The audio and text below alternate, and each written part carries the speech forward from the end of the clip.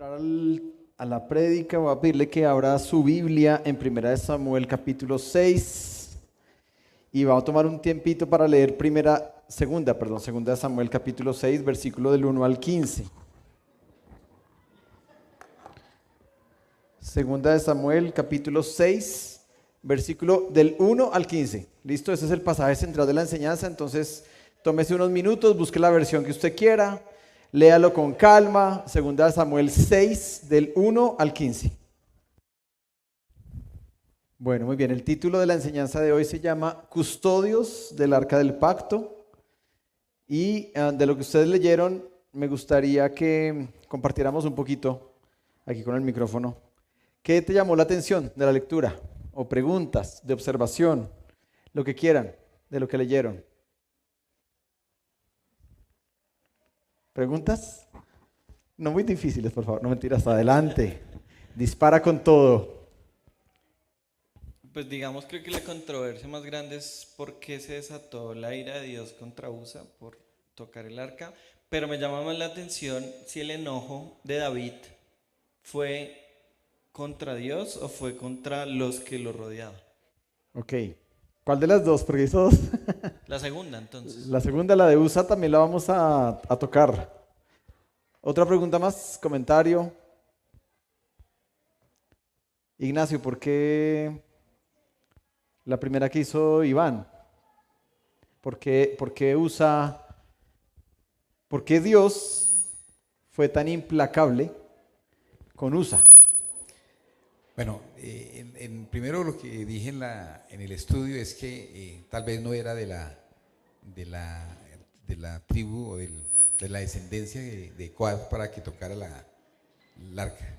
Y el segundo es porque estando el arca durante 20 o más años en la casa de Abinadab, entonces nunca lo honraron, nunca sintieron la presencia de Dios en su casa, sino que no lo honraron, lo vieron como un objeto más, un baúl más, llamémoslo así, y no hubo esa honra y esa humildad que se tenía que tener para alabar a Dios. Muy bien. A ver, dale. A mí me queda una duda. El arca del pacto no podía ser tocada por nadie, creo yo, no sé. Tenía que ser transportada por esas varillitas. Y que era transportada por los que fueran sacerdotes, creo, levitas. ¿En dónde lo llevaban los levitas? Por ley. ¿En dónde? ¿En qué parte de su cuerpo? ¿Cómo lo cargaban? Ellos lo tenían que cargar con esa varita que tenía el arca al lado y lado y cargándolo pues así. En sus hombros. Sí, exacto. ¿Y qué hizo Abinadab o los hijos de Abinadab? Ellos lo llevaron en una carreta. Nueva, como lo hicieron ¿por los orden de filisteos quién? cuando ellos cogieron ¿Por orden de quién? de Entonces, ¿quién fue el culpable de la muerte de Usa? Abinadab. David. Sí. Pero por eso, mi pregunta es, ni aún los levitas podían tocar como tal el arca, tenían que cargarlo con esa varita que llevaba de lado a lado, ¿cierto? Correcto. En ambos lados. Sí. Okay. El arca medía 1,25 m por 75 y por 75. Por eso le dicen el cofre. Uno a veces imagina que el arca era... No, eso era una cosa de 3 metros que pesaba un montón. Era 1,25 por 75 por 75. Y tenía unas argollas de oro, que tenía unas varillas de madera de acacia.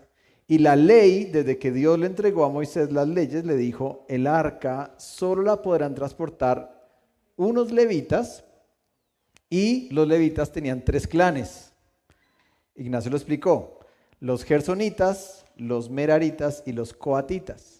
Los gersonitas se encargaban de que cuando se movía el tabernáculo de Dios en el desierto, desbarataban las cosas de afuera. Hagamos de cuenta que esto es un tabernáculo, más o menos, ¿no? Entonces yo voy a nombrar aquí 3 familias, se van a encargar de, cada vez que nos movamos, arrancar las Eugenias y la cerca, y las vamos a transportar. Esos eran los gersonitas. Los meraritas, y a ellos se les dio 2 carretas para que hicieran eso. Eso está todo en el libro de Números, pero les ahorro la investigación porque ya la hice. A los meraritas se les dio 4 carretas, y ellos eran los encargados de decir, ustedes van a llevar todas las carpas, las estructuras de las carpas con las lonas, ustedes van a llevar todo eso en esas carretas. Pero a los coatitas no se les dio carreta. Y se les dijo, ustedes van a llevar las cosas más sagradas, pero en sus hombros, no en carreta.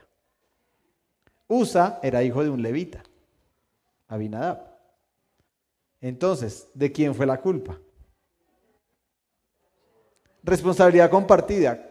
Usa nació en su casa y en el cuartico de San Alejo, Usa creció viendo el arca.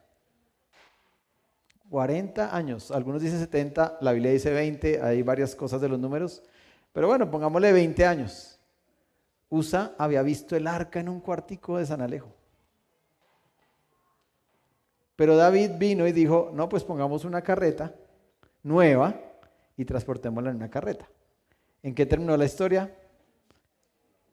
En que murió Usa. ¿Listo, Ivancho? Entonces, responsabilidades compartidas. El papá que no le enseñó a su hijo la reverencia a las cosas sagradas. Y que como levita, los levitas eran, si yo soy levita, mis hijos son levitas, y los hijos de mis hijos son levitas, así era como funcionaba. Entonces los levitas tenían que haberle enseñado a sus hijos, hey, si algún día esta arca que está aquí olvidada hace muchos años, alguien se la viene a llevar, pilas con cargarla como no se debe. ¿Sí? Y la otra responsabilidad fue la responsabilidad de David. Porque David dijo, pues era el rey, ¿no? Entonces dijo, sáquenme eso, pónganlo acá. Entonces todo el mundo dijo, sí señor, lo que usted diga. Ahora, la pregunta puede ir también en otro sentido. Usa actuó como un acto reflejo. Si usted va cargando algo al lado de una carreta y algo se cae o se va a caer, ¿usted qué hace?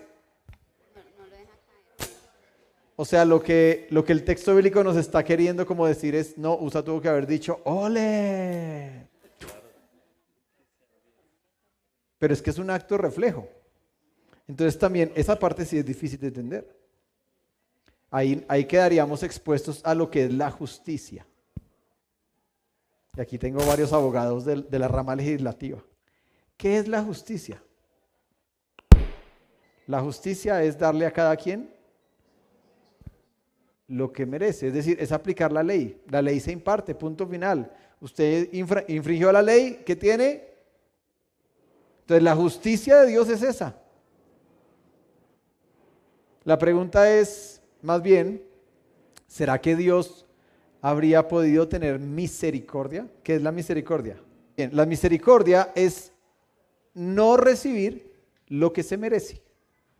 Y la gracia es recibir lo que no se merece. Es un trabalengua, son 3 palabras teológicas. Pero si usted aprende esto en su vida, usted va a entender el porqué de muchas cosas que usted le cuestiona a Dios, como, Dios, pero ¿cómo permites esto? Y Dios puede estar en el escenario de la justicia, ¿no? Pero pues es la justicia.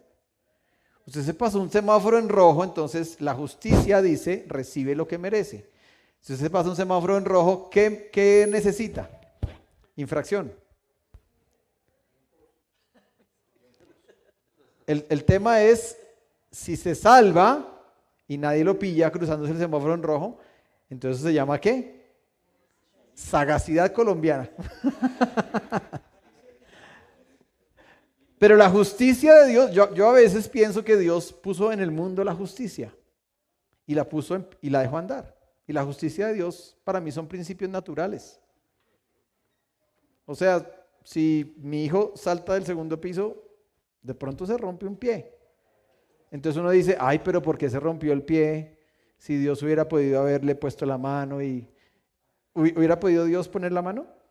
Sí. Pero la justicia, o sea, las leyes naturales dicen que si se cae de un 2.º piso y se va a romper un pie. Entonces, justicia es recibir lo que se merece, misericordia es no recibir lo que se merece y gracia es recibir lo que no se merece. ¿Sí? Entonces, muchas veces en el mundo, aunque este no es el mensaje de hoy, perdón que me estoy saliendo un poquito, pero es solamente para decir que muchas veces en el mundo, nosotros como humanos apelamos a que a nosotros nos traten con gracia, pero nosotros sí queremos tratar a todos los demás con justicia. Y pensemos en lo más básico. ¿Qué es lo más básico que podríamos pensar hoy acá? Una relación con matrimonial. ¿Sí? Cuando uno la embarra con la esposa, uno, gracias, ¿no? No, por favor, que no sé qué. Pero ella llega y dice, justicia. Pero si fuera al revés, entonces ahí sí uno dice, no, justicia. Clamo por justicia, ¿no? Entonces, ese es como el tema, ¿no? Yo creo que lo que pasó con USA es, para mí, es un principio que estaba en el mundo universal, Dios ya lo había dictaminado. El acto en un acto reflejo, la justicia le cayó. Pero voy a irme más atrás. ¿Por qué se cayó el arca? Porque la llevaban donde no debían llevarla. ¿Y por qué la llevaban donde no debían llevarla? Porque el papá y el rey David no habían enseñado, no habían consultado la palabra de Dios, o se les había olvidado porque llevaban muchos años. El arca estaba en Abinadab porque Saúl no le puso mucho cuidado a ese tema del arca. En sus últimos años, Saúl se dedicó con rabia y con violencia de perseguir a David y se olvidó de lo importante. Eso sí es el tema de hoy. Por eso somos custodios de la presencia de Dios en nuestras vidas. ¿Qué es un custodio? Un guardián, ¿verdad? Y es el arca del pacto. ¿Qué es pacto? Queridos abogados, es un acuerdo, bueno, ellos dirían, es un contrato hecho entre dos, ¿no? Acuerdo de voluntades, así sencillo. Derecho para los no derechos. Ok, es un acuerdo de voluntades, ¿sí? Donde se obligan ambas partes voluntariamente de hacer algo. Entonces, el arca del pacto era un acuerdo entre Dios y los hombres. ¿Qué estaba dentro del arca del pacto? En este cofrecito de 1.25 por 75, ¿qué había adentro? 3 cosas. Las tablas de la ley, las segundas tablas de la ley, donde Dios mismo con su dedo había escrito los 10 mandamientos. ¿Qué otra cosa había? El maná, como un recuerdo de que Dios les había sostenido en el desierto por 40 años sobrenaturalmente. Y la vara de Aarón, florecida. ¿Alguien se acuerda del pasaje bíblico de la vara de Aarón florecida? No.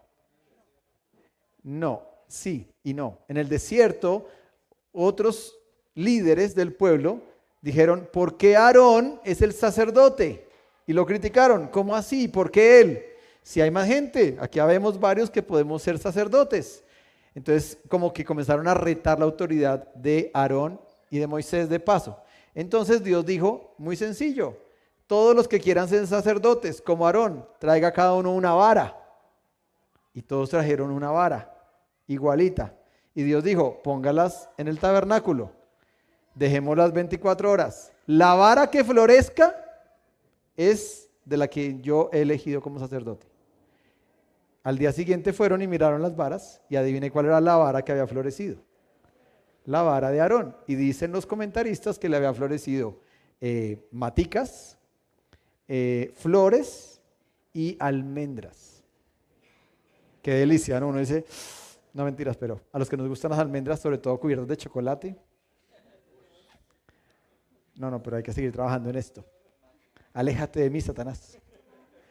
Entonces, en el arca estaban esas 3 cosas y eso tenía una tapa.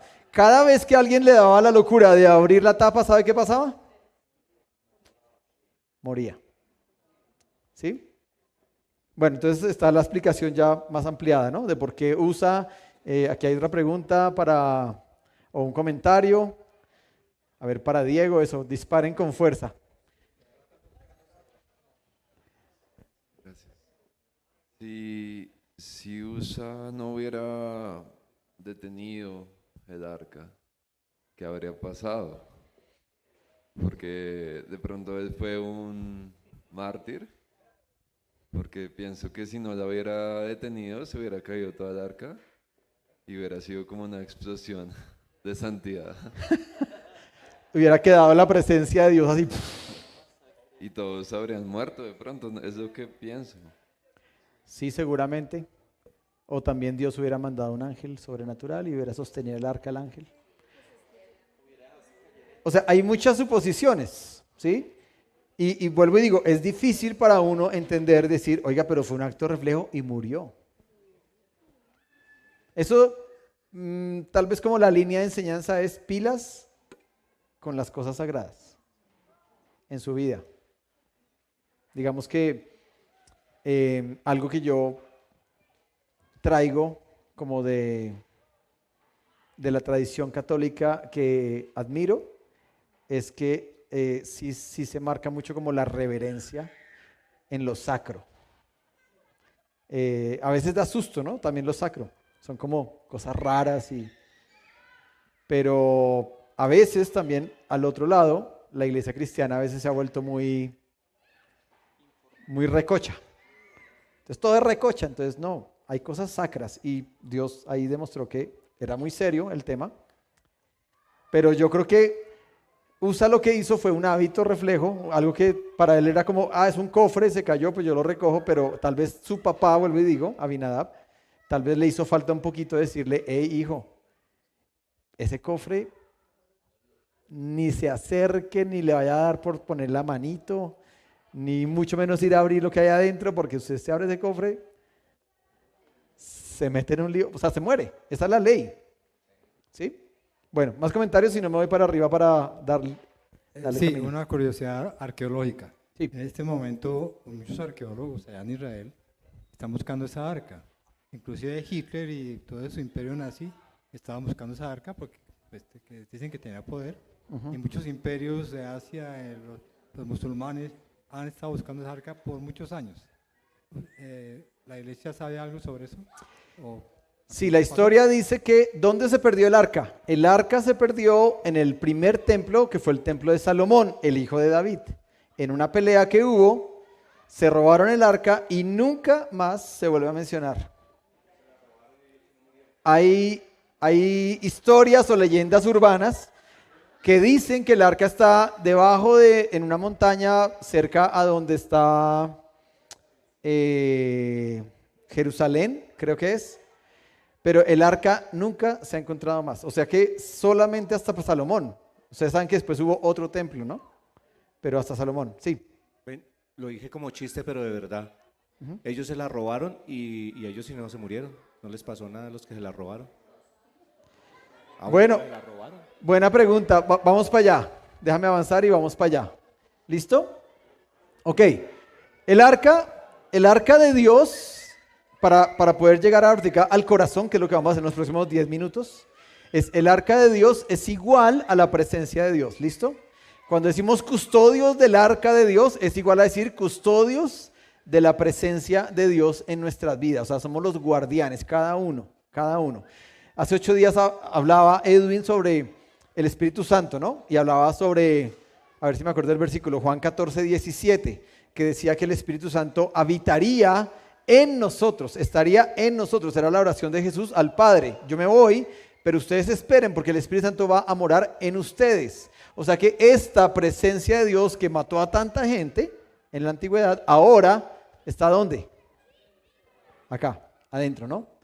Bueno, esta es la historia del arca muy rápidamente, pero los lugares para mí se los voy a traer como a un lugar donde hoy usted puede estar viviendo. En cuanto a la presencia de Dios.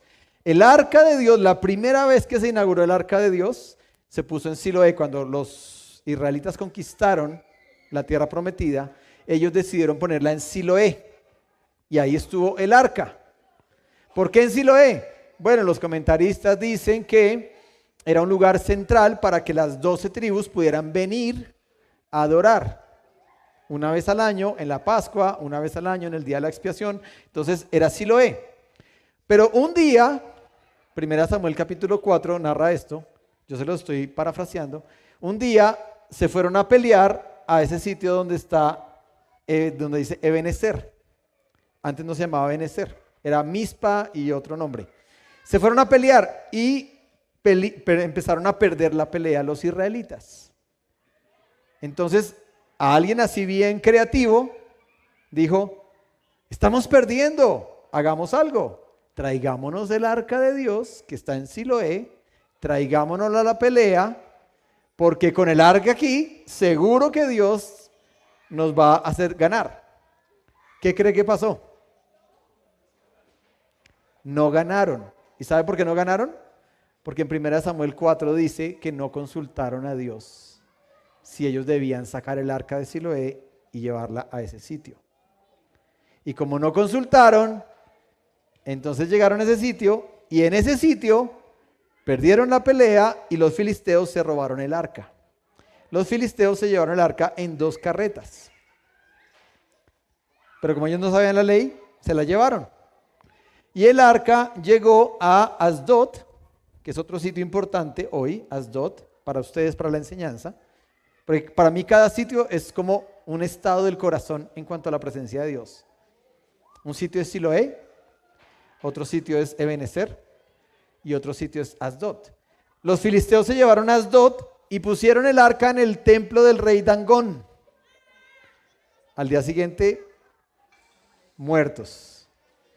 Y al día siguiente, más muertos y más enfermos y de todo. Les dio mucho miedo, la tuvieron como poquitos días y dijeron, uy no, este cofre tiene una maldición. Y la mandaron a Gat. Gat, ciudad importante, es otro estado. ¿Qué pasó en Gat?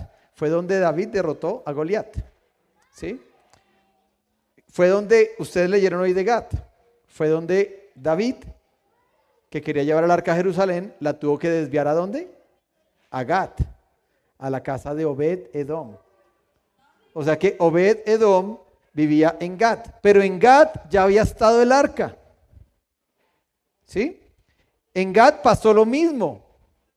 Pestes, enfermedades, cosas raras, se murió mucha gente, entonces los filisteos la mandaron a Ecrón. ¿Listo? Es otro lugar. Ahí también estuvo. El arca llegaba y en menos de un día se moría gente. Entonces los filisteos decían, no, eso tiene una maldición.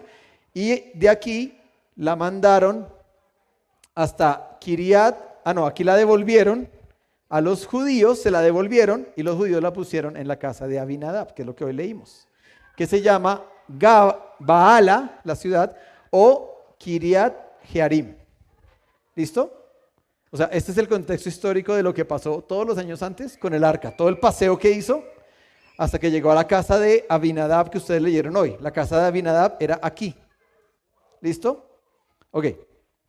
Este es Google hoy. Esto es Google hoy.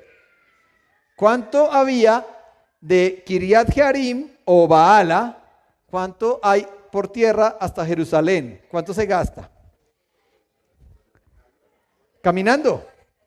3 horas y 47 minutos se gasta hoy. Esas ciudades existen hoy.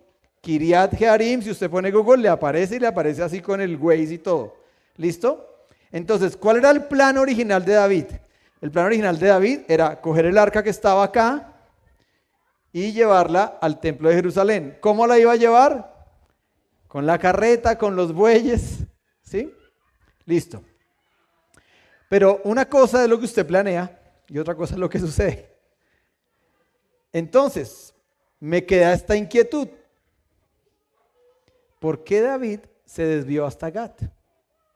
Que queda a 11 horas caminando. Y la dejó 3 meses. Primera de Crónicas nos cuenta la misma historia que usted leyó, pero mucho más ampliada, y entonces ahí uno encuentra muchos detalles. Y en Primera de Crónicas es donde nos dice que David le dice a la segunda vez, le dice, tenemos que llamar a todos los levitas que tengamos de todas las tribus para ir por el arca a Gat, porque solamente los coatitas son los que pueden llevar el arca en sus hombros. O sea que David mismo resarció su error, investigó en 3 meses y dijo, qué bruto, pesa en mi corazón. Y cogió y llamó a todos los coatitas y los buscó, y ahí en Primera Crónica están todos los coatitas que fueron, una cantidad, y se los llevó hasta Gat, y de Gat se llevó el arca hasta Jerusalén. O sea que la vueltica de aquí a aquí, que es Jerusalén, pero mire todo lo que se desvió él. Pregunta, ¿por qué se fue hasta Gat? Difícil de entender eso, difícil de encontrar, difícil de investigar eso. Se fue hasta Gat, según lo que yo creo, después de investigar, se fue hasta Gat porque en Gat fue donde él vivió 1 año y medio escondido de Saúl, su último periodo, donde tuvo sus últimas esposas. Entonces para mí era un sitio familiar para David, donde él quería dejar el arca resguardada, donde él tuviera como una confianza de que ahí la dejó seguro. Y buscó la casa de Obed-edom, y la casa de Obed-edom fue muy prosperada. Ignacio lo dijo muy bien. ¿Por qué Obed-edom fue prosperado en 3 meses con el arca y Abinadab, que tuvo 20 años en su casa, no se dice que fue prosperado? Así uno deduciría que la actitud de Abinadab con sus hijos hacia el arca fue como un cofre más en la casa. Pero seguramente Obed-edom dijo, wow, el arca en mi casa. Ahora, yo creo que también fue miedo, ¿no? Porque esta arca acaba de matar a un señor allá que porque le puso la mano y ahora me la vienen a poner aquí en mi casa. Daría susto. Pero lo contrario fue que fue súper bendecido. Y ahí sería como la pregunta, ¿queremos ser bendecidos? Ahí sí como dijo Andrea, levante la mano el que no quiera ser bendecido. Todos queremos ser bendecidos, no vaya a levantar la mano. ¿Quién no quiere ser bendecido? Dice que prosperó, que le fue bien, que, mejor dicho, o sea, le cambió la vida. Yo creo que cuando se fueron a llevar el arca, Obed-edom dijo, ay, no se la lleven. Déjenmela otro añito para cuadrar mi caja completamente. Pero se la llevaron. ¿Qué hizo David en esos 3 meses? Que dejó el arca donde Obed-edom. Primera de Crónicas nos dice qué hizo. Se fue a Jerusalén, investigó la Biblia, se dio cuenta de la brutalidad que había hecho, pero aparte de eso dijo, yo no tenía en mi primer plan, yo no tenía un sitio digno a donde el arca llegara. Y en esos 3 meses construyó un sitio digno. No el templo, porque eso lo hizo Salomón, pero construyó un lugar especial para el arca. O sea, le devolvió la importancia a la presencia de Dios en su vida. Y dijo, necesito que cuando llegue esto de nuevo a mi casa o a mi ciudad, sea algo honorable en ese momento. Entonces, esto fue lo que le costó, mire, de Kitián Jerem a Gat y de Gad a Jerusalén son 23 horas y 51 minutos caminando. Pero el plan original eran 3 horas y 40. ¿Sí? Para mí eso simplemente lo resumo en esto, expectativa versus realidad, ¿no? Hay muchos memes de esto, ¿no? Las chicas que usted puede ver en las redes o los chicos que usted puede ver en las redes, que los ve espectaculares y cuando ven la realidad, puro Photoshop. ¿Verdad? O la expectativa donde usted ve que la vida es como medio llana y va a ir tranquilo y mire todos los huecos que hay. Expectativa versus realidad. Resultado, la muerte de Usa, ¿no? Eso simplemente, para mí es una tragedia y si yo fuera David, yo me hubiera sentido... Ahí tal vez podríamos decir algo, ¿no? Abriendo paréntesis, para los que somos líderes, la responsabilidad de un líder, de enseñarle a su gente la palabra de Dios. Porque por desconocimiento Usa le cayó la justicia. ¿Sí? Preguntas de interiorización. ¿Dónde está el arca de Dios hoy en tu vida? Entonces, ¿dónde está el arca? Entonces voy a decir los lugares. Puede estar en la casa de Abinadab, o sea, en Baala o en Kiriat Jearim, que es el mismo nombre. ¿Cómo estaba en esa casa? En el cuarto de San Alejo, olvidada, empolvada, no tenía en cuenta, no tenía ningún efecto, no prosperaba a nadie, tampoco mató a nadie, pero simplemente estaba como ahí. O puede que sea en Ebenezer, y en Ebenezer es donde Dios nunca dijo que fuera. Puede ser que estás en un momento en tu vida en que me siento como que estoy donde Dios no me está diciendo que esté. ¿Se acuerdan la propaganda, no? Hay un banco muy famoso por ahí que en los mundiales saca esa propaganda, ¿no? Usted está en el lugar equivocado. ¿Verdad? Y es porque muchas veces nosotros que somos portadores de la presencia de Dios estamos en un momento de nuestra vida donde no tenemos que estar. Y Dios ya nos ha dicho, cierra eso en tu vida, aparta eso de tu corazón, elimínalo. Y uno dice, no, pero es que yo creo que si eso lo hago, esto me va a salir bien. Y seguramente no. O puede ser que el arca esté en Gat. Y en Gat es en la casa de Obed-Edom, el que fue prosperado.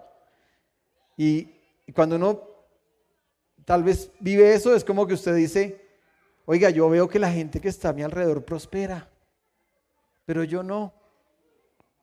Y yo veo que a otros les va bien, pero a mí no. La pregunta es si la presencia de Dios está donde el vecino y tal vez no está en tu vida. O la otra pregunta, si el arca, como dijo Luisito, está perdida y nadie sabe dónde está. Si la presencia de Dios se perdió en tu vida. Y esto tiene mucho que ver con el mensaje de hace 8 días, porque la presencia de Dios es el Espíritu Santo. Y es cuando comenzamos a sentir como que Dios no me habla. Como que yo oro, pero... Y a los jovencitos, a los adolescentes, a los de 15 y 16, lo que tal vez menos años, 13 para arriba, ellos comienzan a decir, yo no sé si yo creo porque yo no escucho la voz de Dios. Conclusión, ¿dónde está el arca del pacto de Dios hoy en tu vida? Vuelvo a preguntar, ¿no? En la casa de Abinadab olvidada, en Ebenezer donde no tenía que estar, en Gad donde otros están siendo bendecidos pero tú no, o está perdida en tu vida. Segunda pregunta, ¿qué valor le estás dando a la presencia de Dios en tu vida? Porque hay prioridades enunciadas y prioridades reales. Acuérdese, expectativa versus realidad. ¿Qué es una prioridad enunciada? Una prioridad enunciada es cuando usted le dice a alguien, ¿usted le parece importante leer la Biblia todos los días? ¿Y usted qué contesta? Sí. ¿A usted le parece importante meditar en la palabra todos los días? Sí. ¿A usted le parece importante poner en práctica la palabra de Dios en su vida? Sí. ¿A usted le parece importante orar todos los días? Sí. ¿A usted le parece importante congregarse en la iglesia y crecer con Dios? Sí. ¿Y entonces por qué no lo hace? Eso es una prioridad enunciada a una prioridad real. Y los seres humanos tenemos eso. Tenemos valores enunciados, pero tenemos valores reales. Uno sabe que es importante algo, uno lo sabe, pero cuando le toca poner en ejecución, uno no lo hace. ¿Por qué? Por la resistencia al cambio. Porque no queremos movernos de nuestra zona, porque nos incomodamos, porque al cerebro le gusta ahorrar energía, entonces mejor yo vivo por mis hábitos mecánicos y no por algo que me toque empezar como, uy, ¿cómo es que se aprende esto y cómo es que se hace? ¿Sí? Termino con esto. ¿Cómo cuidar la presencia de Dios en tu vida? Acuérdate que los pastores somos especialistas en decir el qué. Yo llevo 40 minutos hablándole del qué. ¿Qué es la presencia de Dios? ¿Qué pasó con David? ¿Qué significó cada uno de los lugares? Para tratar de hacerlo llegar a este punto. ¿Cómo cuida usted la presencia de Dios en su vida? Es decir, ¿cómo me vuelvo un custodio? Gracias. ¿Cómo me convierto yo en un custodio de la presencia de Dios en mi vida? Porque es que ahora no se trata de un arca, no se trata de un templo, se trata de aquí en mi vida, adentro. Aquí está el Espíritu Santo, el que hizo matar a Usa está aquí ahora. ¿Y cómo no me mata? ¿Sabe por qué no me mata? Por la gracia, porque estamos en un tiempo de gracia. Porque si estuviéramos en el tiempo de la antigüedad, todos aquí estaríamos como Usa. ¿Cómo cuidar? Entonces, yo sé que ahí pueden haber muchas interacciones pasando en su mente. Yo le voy a enumerar algunos. El principal, y de ahí se deriva todo, es cultivar una relación con Dios apasionada. Esa es la conclusión. Usted tiene que cultivar una relación con Dios apasionada. ¿Qué es cultivar? Piense lo que hace un agricultor. ¿Qué hace un agricultor? Aquí hemos tratado de luchar en que las Eugenias crezcan. ¿Pero qué nos ha implicado? Bueno, primero comprarlas, luego sembrarlas. Alguien las sembró, algunos hombres acá tuvimos que echar pala para abrir las zanjas para que las Eugenias se pusieran, otros trajeron la tierra, otros trajeron cositas. Bueno, hicimos una gran jornada. Nos costó tiempo. Cultivar algo cuesta tiempo. Pero ahora necesitamos que crezcan por la seguridad, porque necesitamos que esto ya quede listo. Pero para eso necesitamos aprender a ponerle abono. Y alguien que hace eso en la iglesia cada 15 días es nuestro amigo Marcos. Yo no sabía que Marcos en su tierra era especialista en agricultura. Y cuando me dijo eso yo le dije, ¿y por qué no dijiste? Nosotros pasamos 6 meses con las Eugenias a punta de agüita solamente y no crecieron tanto. Entonces compramos el abono, algunos dieron ideas, compramos el abono y ahora cada 15 días él va y le abre un huequito a todo el borde del parqueadero, que es lo que estamos prioritariamente haciendo. Él mete la palita, abre un huequito y mete unas pepitas, que es abono. Creo que se llama triple 15. Luego lo cierra y luego lo tiene que mojar. Y la clave del abono es que el abono no funciona si no se diluye. Y para que se rompan esas pepitas necesitamos agua, mucha agua. Pero el mes pasado hizo mucho sol. Entonces nos tocaba con manguera y con agua, dele agua y dele agua y dele agua. Y usted ha visto que ahí van, ahí van. ¿Toma tiempo? Yo hubiera querido ir al vivero y haber tenido la plata, porque creo que nos costaron, no sé, si mal no me acuerdo, creo que gastamos como 5 millones en Eugenias. Pero me las vendían de 4 metros, pero costaban 20 millones. Entonces yo dije, no, déjeme las de 5 millones y yo me encargo de que ellas crezcan, porque cuesta tiempo. Entonces cuando uno habla de cultivar una relación con Dios apasionada, significa hacer justamente ese ejercicio, cultivar, pasar tiempo, dedicar tiempo con Dios, buscar cuál es el mejor abono, quién puede ayudarme a que tenga un poco más de experticia y me diga, mira, por acá, o que me ayude a que ese abono se acelere, cuál es el agua que necesito para que ese abono se diluya y crezca, y después viene lo otro que es podar. Entonces contratamos un jardinero y el jardinero vino y no, yo se las podo, y cogió y les bajó como medio metro de para arriba y yo, no. Nos devolvió como 3 meses en el tiempo. Y yo, querido jardinero, te amamos. Pero todo eso significa cultivar la relación con Dios. Entonces, ¿cómo se cultiva? Dedicando tiempo, poniéndole buen fertilizante, regando con mucha agua, cuidando de la maleza. Juan Marcos me decía, si dejamos esas pepitas muy a la vista, esas pepitas les encantan a las hormigas. Entonces, ojo, porque se nos puede llenar todo esto de hormigas. Y se cae un niño en las hormigas y tenemos a un papá aquí pidiéndonos esa desloratadina o loratadina avanzada para las alergias. ¿Qué implica que que la relación sea apasionada? Cuando yo dije, cultive una relación con Dios apasionada. ¿Qué es apasionado? Apasionado es cuando yo juego y no me canso nunca. Apasionado es cuando yo veo mi serie y quiero ver más. No, otro episodio, no sé si se le pasa, pero a mí me pasa, ¿no? Que mi hija ahorita me dijo, ay papi, veamos La Reina del Flow. Y yo, ¿y qué es eso? No, una serie colombiana. Bueno. Y se acaba uno y como que hay otro. Pero eso comienza a volverse una pasión. Y uno se le va el tiempo ahí, pero uno no se cansa de eso. Entonces, cuando hablamos de algo apasionado, es algo con mucho entusiasmo, algo que hacemos felices, algo que hacemos sin cansancio. El próximo domingo, cuando ustedes estén en sus casas por las mañanas, acuérdense de mí, el pastor va a estar viendo La Reina del Flow un domingo. No, mentiras, pecador, Señor, perdóname. ¿Cómo más se cultiva la relación con Dios? Con una vida devocional. Y ahí cuando uno dice vida devocional, muchos dicen, uy, devocional. Sí, el devocional es la clave de que para mí es como el abono que yo le pongo. El devocional se compone de oración, se compone de adoración, se compone de meditación, estudio, aplicación, memorización y lectura de la Biblia. Se compone de compartir con otros mi devocional.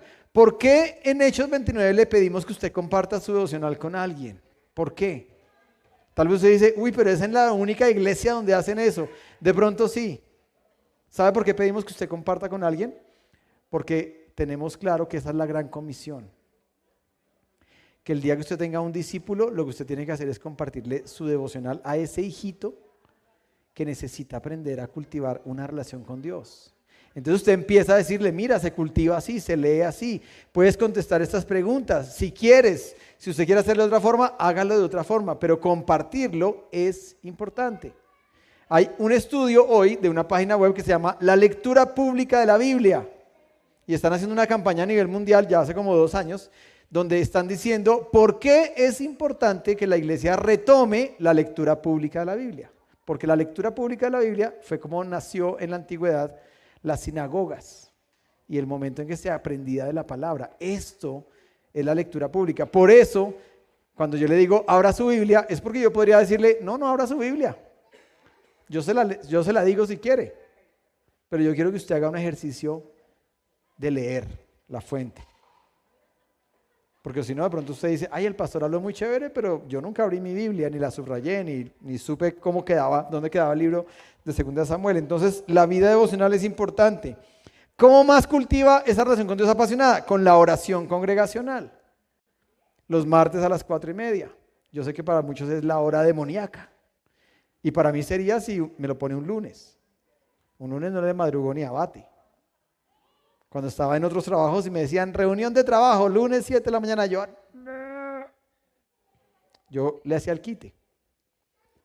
Pero los martes o los jueves a las 9 de la noche, que también para algunos dicen, uy, a las 9 de la noche estoy fundido. Bueno, pero cultive ese tiempo de orar, por eso lo proponemos, para que usted se conecte. Usted puede conectarse 15 minutos o 1 hora o 50. Pero nuestra propuesta es que haya un espacio en los que todos podemos entrar. ¿Cómo más se cultiva la vida con Dios apasionada? Con la vida de iglesia. ¿Qué es vida de iglesia? Vida de iglesia son 2 cosas: congregarnos, venir. Hay gente que dice, lo veo por YouTube. Ok. Personalmente, yo trato de que la transmisión de YouTube sea lo más pésima posible. Perdón que le confiese eso. ¿Sabe por qué? Porque yo quiero alentarlo a que usted venga. Porque estamos en un mundo donde todo es fácil. No, pues es más fácil yo en mi casa en pijama. ¡Tin! Ay, tan lindo que se ve Edwin, Anita, ay, se desafinaron. Aquí escuché que la batería estuvo cruzada todo el tiempo. Ay, el pastor lo que dijo, ay, lo que dijeron. Listo, apago y sigo mi vida. Pero ojo a esto, no existe la vida espiritual solitariamente. No existe. El que hace eso se mete en una secta. No existe la vida espiritual solitaria. Dios nos hizo en comunidad. Entonces, por eso es, claro, el YouTube, ¿sabe por qué lo usamos? Porque yo sé que hay gente enferma hoy, gente que no pudo venir porque de verdad está enferma, tiene fiebre, no se pudo trasladar por una razón. Está bien, pero cada vez que sea domingo, como que uno dice, tengo una cita, ¿sí? Cultivo mi relación con Dios en familia. Yo creo que uno solo en su casa saltar y levantar los brazos no es tan chévere como hacerlo acá. 6, dándole importancia a lo que es importante para Dios. Dándole importancia a lo que es importante para Dios. ¿Qué es importante para Dios? La gran comisión. Por eso murió Cristo. Nada más y nada menos que por eso murió Cristo. Y si yo no entiendo que la gran comisión es importante para Dios, entonces no he entendido todavía de qué se trata el cristianismo. Ser como Cristo, morir como Cristo, hacer lo que Cristo hizo. O sea, evangelismo y discipulado. Y lo último, que ahí nos podríamos quedar mucho más tiempo, pero ya voy a cerrar, es la entera consagración. ¿Cómo cultivo mi relación con Dios apasionada? Cuando yo practico una entera consagración. No hay entera santificación si primero no hay entera consagración. Si usted quiere que el Espíritu Santo lo toque y lo llene y lo empodere y comience a vivir una vida diferente con el Espíritu Santo, a eso le precede algo que usted hace, la entera consagración. La entera consagración es prioridades con Dios. Es quitar toda la maleza de su vida. Eso es entera consagración. Esto no me sirve, esto no me sirve, esto no me sirve, esto sí. la entera consagración. Entonces, terminamos con esa pregunta. ¿Cómo cuidar la presencia de Dios en su vida? Dije ya muchas cosas, ¿no? Todas son de aplicación inmediata. Como que retomemos de nuevo la pregunta, ¿no? ¿Dónde está la presencia de Dios en tu vida? Abandonada, arrinconada, mecanizada, por rutina, por costumbre, porque ya me metí en este cuento y aquí estoy, porque por presión social, no sé. Y la respuesta debe ser no. La presencia de Dios en mi vida tiene que ser mi prioridad, lo que yo más cuido.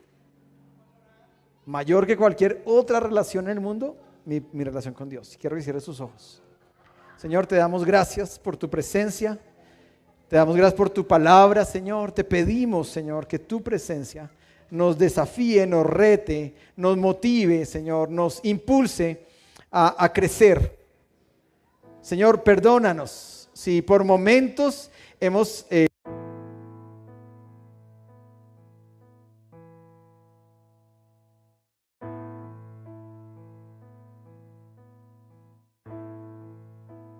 momentos hemos abandonado tu presencia, Señor.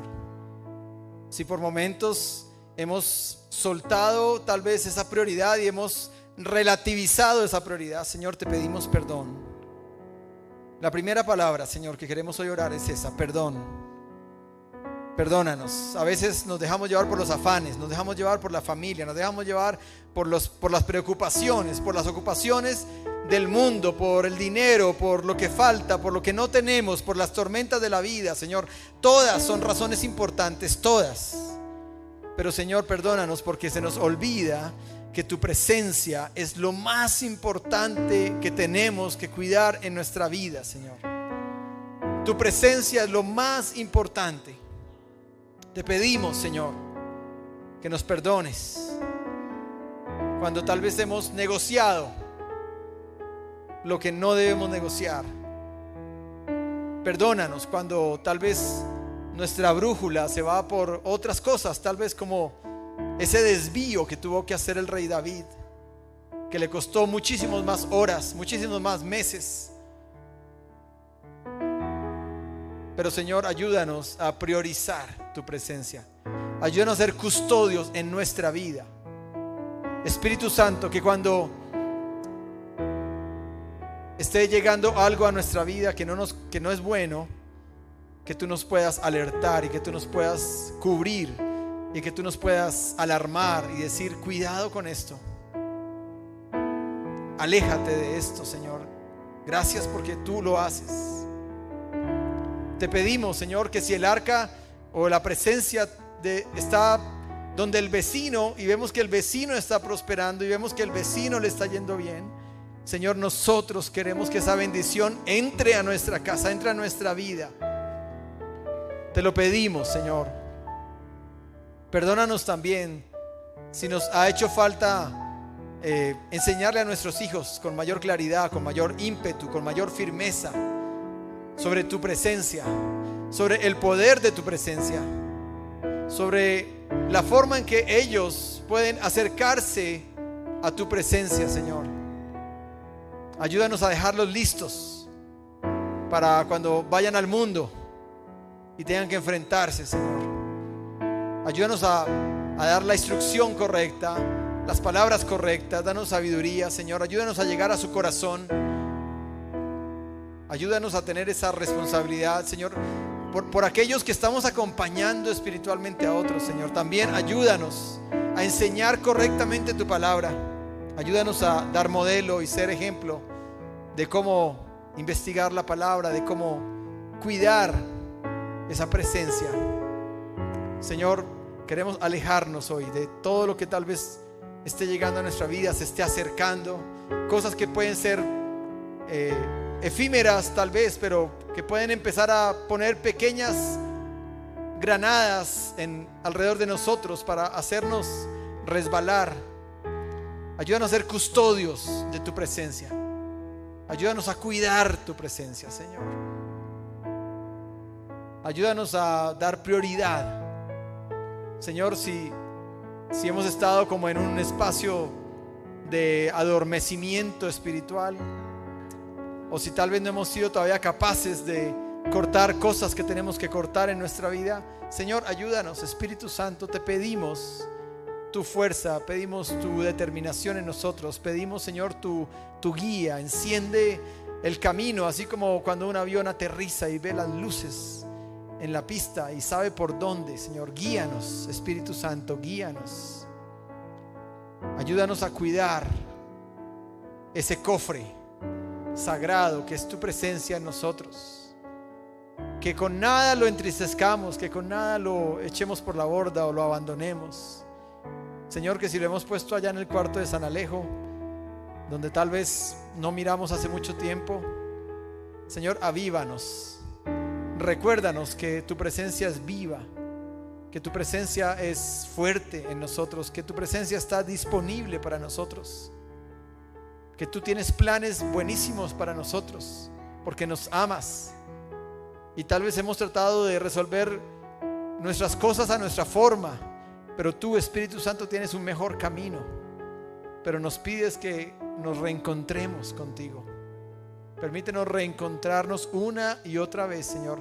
Que no mecanicemos tu presencia en nuestras vidas, que no se vuelva algo rutinario en nuestras vidas, sino que lo disfrutemos, Señor, que nos deleitemos, que nos apasionemos por tu presencia en nuestras vidas, Señor. Te lo pedimos, Espíritu Santo. Gracias por este mes que está terminando de mayo y por junio, sexto mes del año. Que sea también un tiempo para repensar nuestras metas, de cómo estamos viviendo, de cómo ha transcurrido este primer semestre, y que nos ayudes a redireccionar, reenfocar o corregir cualquier cosa de nuestra vida que estemos necesitando corregir, Señor. Te lo pedimos, que tu presencia y tu palabra hagan mella en nuestro corazón. Queremos ser tierra fértil, donde tu palabra es esa semilla que da fruto, y fruto al 100%, Señor. Que no seamos oidores olvidadizos, sino que seamos personas de acción. Que cuando escuchamos tu palabra, permitamos que el Espíritu Santo nos diga lo que tenemos que hacer y lo hagamos, obedezcamos inmediatamente. Por favor, Señor, te lo pedimos y te damos gracias por este tiempo especial en familia. Ayúdanos a ser esos cultivadores de tu presencia, esos agricultores de tu presencia, que pongamos abono todos los días, que cuidemos todos los días, que cortemos la maleza todos los días, Señor. Pon personas a nuestro alrededor también que nos ayuden a cuidar nuestra vida y a consagrarnos más y más para ti, Señor.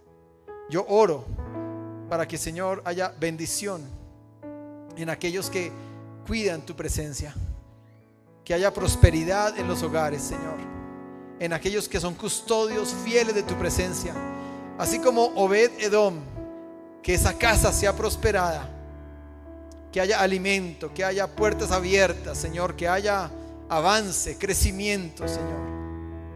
Tomamos esa promesa y decimos: yo creo que esa promesa es para mí, es para mi casa, es para mis hijos, en que la presencia de Dios va a bendecir mi casa, la presencia de Dios va a bendecir mi familia, la presencia de Dios nos va a ayudar en los planes que tenemos por delante, que la presencia de Dios es un regalo que quiero cuidar con todo mi corazón. Te adoramos y te bendecimos en esta tarde, en el nombre de Jesús oramos, amén y amén. Dios les bendiga, gracias por estar hoy acá con nosotros. Vamos a salir a tomar cafecito.